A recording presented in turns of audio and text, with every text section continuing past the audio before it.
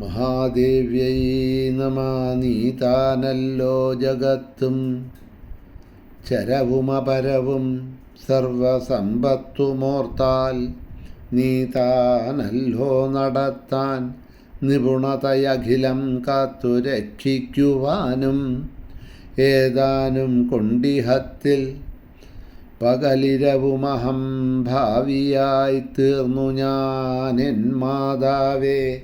കാത്തുരക്ഷിക്കുക കഴലിണയിൽ ക്ഷീണനായി വീണോരെന്നെ.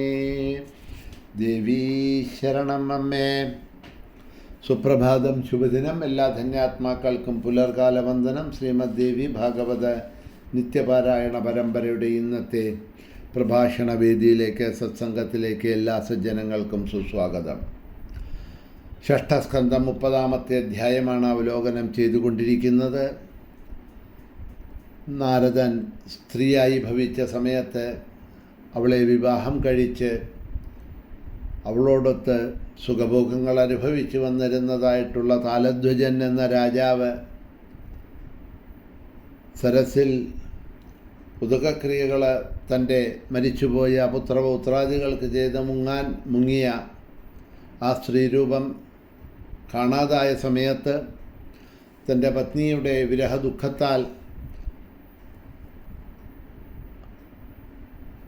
ഇരിക്കുന്നതായിട്ടുള്ള രാജാവിനെ ശ്രീഹരി സാന്ത്വനപ്പെടുത്തുന്ന ഭാഗങ്ങൾ ആണ് അവലോകനം ചെയ്തുകൊണ്ട് പോകുന്നത്. ഭഗവാൻ തുടർന്നുകൊണ്ട് പറയണു, ഹേ രാജൻ, അങ്ങ് അവളെ കണ്ടുമുട്ടിയതും അവളെ ഇഷ്ടപ്പെട്ടതും അവളെ ഭാര്യയായിട്ട് സ്വീകരിച്ചതും ഇതാ ഈ സരസിൽ എൻ്റെ തീരത്ത് വെച്ച് തന്നെയാണ്.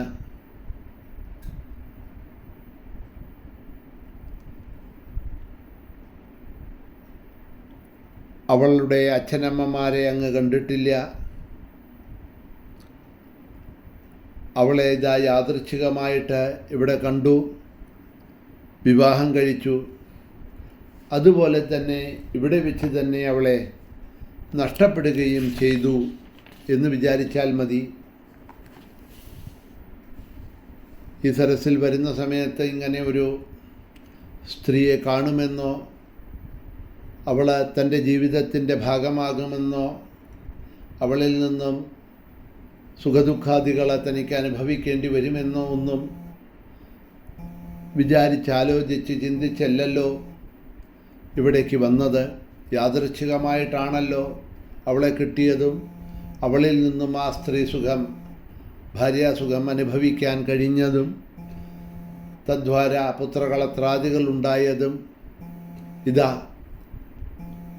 അവരുടെ നാശവും ദുഃഖവും എല്ലാറ്റിലും ഉപരി ആത്യന്തികമായിട്ട് ഇവിടെ നിന്നും തനിക്ക് കിട്ടിയതായിട്ടുള്ള ആ ഭാര്യയുടെ വിയോഗവും ഉണ്ടായിരിക്കുന്നത്. അതുകൊണ്ട് അങ്ങ് ദുഃഖിക്കാതിരിക്കണം. കാലത്തിനെ നമുക്ക് നേരിടാനോ കാലത്തിൽ നിന്നും രക്ഷപ്പെടുവാനോ നമുക്കാർക്കും സാധ്യമല്ല, നിവൃത്തിയില്ല.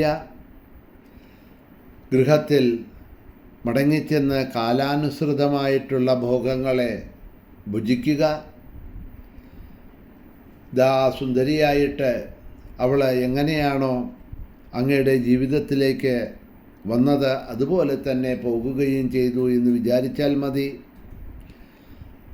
ഇങ്ങോട്ട് വരുന്നതിന് മുമ്പ് അങ്ങ് എങ്ങനെയാണോ വർത്തിച്ചിരുന്നത് അതുപോലെ തന്നെ മേലിലും ആ ജീവിതത്തിനെ തുടർന്നു കൊണ്ടുപോയിക്കോളൂ. വിലപിച്ചത് കൊണ്ടൊന്നും ഇനി അത് അവളെ തിരിച്ചു കിട്ടാൻ പോകുന്നില്ല, അവൾ തിരിച്ചു വരാൻ പോകുന്നില്ല. ഇങ്ങനെ വിലപിച്ച് ദുഃഖിക്കാതെ മനസ്സിനെ ശാന്തമാക്കി തീർക്കാനായിട്ട് ശ്രമിക്കുക. സുഖങ്ങൾ, സൗഭാഗ്യങ്ങൾ കാല അനുസൃതമായിട്ട് വരുന്നവയാണ്. അതുപോലെ തന്നെ കാലാനുസൃതമായിട്ട് നഷ്ടപ്പെടുന്നവയുമാണ്. ഈ നടുവിലുള്ള ജീവിതദ്വാവിൽ കിടന്നിട്ട് നാം എല്ലാം വെറുതെ വിലപിക്കണോ എന്ന് മാത്രമേ ഉള്ളൂ. ഒരിടത്തും മാത്രം നിൽക്കുന്നതല്ല സുഖം. അതുപോലെ തന്നെയാണ് ദുഃഖവും. എപ്രകാരമാണോ ഒരു യന്ത്രഊഞ്ഞാല് മുകളിലേക്ക് പോകുന്നതും തിരിച്ച് താഴോട്ട് വരുന്നതും, ഇതുപോലെ തന്നെ സുഖങ്ങളും ദുഃഖങ്ങളും വന്നുകൊണ്ടും പോയിക്കൊണ്ടും നിരന്തരമായിരിക്കുന്നതാണ്. മനസ്സിനെ നിയന്ത്രിച്ച് ഉറപ്പിച്ചു നിർത്തി പോയിട്ട് രാജ്യപരിപാലനം ചെയ്ത് സുഖമായി ജീവിക്കുക. അല്ല, അതിന് കഴിയാത്ത പക്ഷം അടുത്ത അവകാശിക്ക്, മക്കൾക്ക് രാജ്യഭരണം നൽകിയിട്ട് വനത്തിൽ പോയി വാനപ്രസ്ഥം സന്യാസം സ്വീകരിച്ച് ജീവിതത്തെ ധന്യമാക്കി തീർക്കുക. ജീവികൾക്ക് ക്ഷണഭങ്കുരമാണ് ഈ മർത്യദേഹം എന്നുള്ളത് മനസ്സിലാക്കുക. ആ മർത്യ ജന്മം കിട്ടുന്നതും വളരെ ദുർലഭമാണ് എന്നും മനസ്സിലാക്കണം. അങ്ങനെയുള്ള ദുർലഭമായിട്ടുള്ള ക്ഷണഭങ്കുരമായിട്ടുള്ള ഈ മർത്യദേഹം ലഭിച്ചാൽ ഓരോരുത്തരും അവശ്യം ചെയ്യേണ്ടത് ആത്മസാധനയാണ്. ഏതു വിധത്തിലും ആ ആത്മസാധന ചെയ്ത് ആത്മജ്ഞാനം നേടുക എന്നുള്ളതാണ് ഒരു മനുഷ്യൻ ചെയ്യേണ്ടത്. വാസ്തവത്തിൽ ഈ ഇന്ദ്രിയങ്ങളൊക്കെ നമുക്ക് എന്തിനാണ് ഭഗവാൻ തന്നിരിക്കുന്നത് എന്ന് വെച്ചാൽ, ഇന്ദ്രിയങ്ങളെ ഉപയോഗപ്പെടുത്തിക്കൊണ്ട് കുറേ സുഖഭോഗങ്ങളെ അനുഭവിച്ച് തദ്വാര ഉണ്ടാകുന്ന സുഖദുഃഖങ്ങളെ അനുഭവിക്കാനല്ല, മറിച്ച് ഇന്ദ്രിയങ്ങളിൽ കൂടി ആത്മജ്ഞാനം നേടി ആ ദേവിയെ ഭജിച്ച് ദേവിക്കുള്ള കൈങ്കര്യങ്ങൾ ചെയ്ത് ആ ദേവിയിൽ ഭക്തിയുണ്ടായി ദേവിയുടെ അനുഗ്രഹത്തിന് പാത്രീഭൂതരായിട്ട് ദേവിയുടെ പാദാരവിന്ദങ്ങളിൽ, കമലപദ്മങ്ങളിൽ ചെന്നു ചേരുക എന്നുള്ളതിനാണ് ഈ ദുർലഭമായിട്ടുള്ള ക്ഷണഭങ്കുരമായിട്ടുള്ള ഈ മർത്യജന്മം നാം ഓരോരുത്തരും എടുത്തിരിക്കുന്നത്, അഥവാ നമുക്ക് ദേവി അനുഗ്രഹമായിട്ട് കിട്ടിയിരിക്കുന്നത്. ജിഹ്വം, ഉപസ്ഥ മുതലായിട്ടുള്ള ഇന്ദ്രിയങ്ങൾ മൃഗങ്ങൾക്കുമുണ്ട്. അതിലൂടെ വിശപ്പ്, ദാഹം, ഉറക്കം, മൈഥുനാദി സുഖങ്ങൾ, സന്താനോൽപത്തികൾ മുതലായവയെല്ലാം ചെയ്ത സുഖദുഃഖങ്ങൾ മൃഗങ്ങളും അനുഭവിച്ച് നടക്കുന്നുണ്ട്. പക്ഷേ ആത്മജ്ഞാനം നേടാൻ കഴിയുന്നത് ഈ മനുഷ്യദേഹമുള്ളവർക്ക് മാത്രമേ ഉള്ളൂ.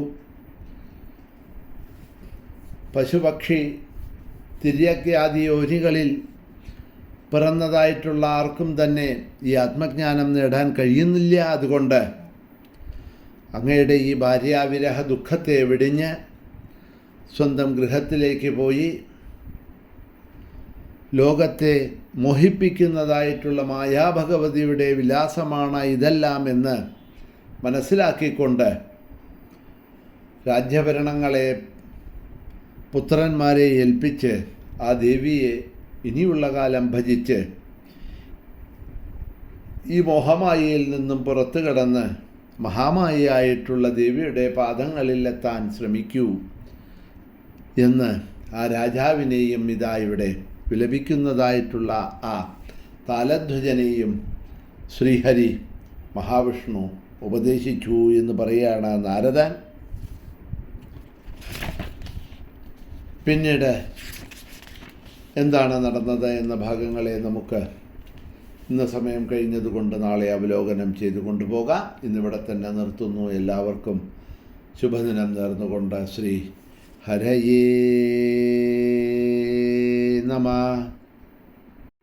ശ്രീ മഹാദേവ്യൈ നമഃ.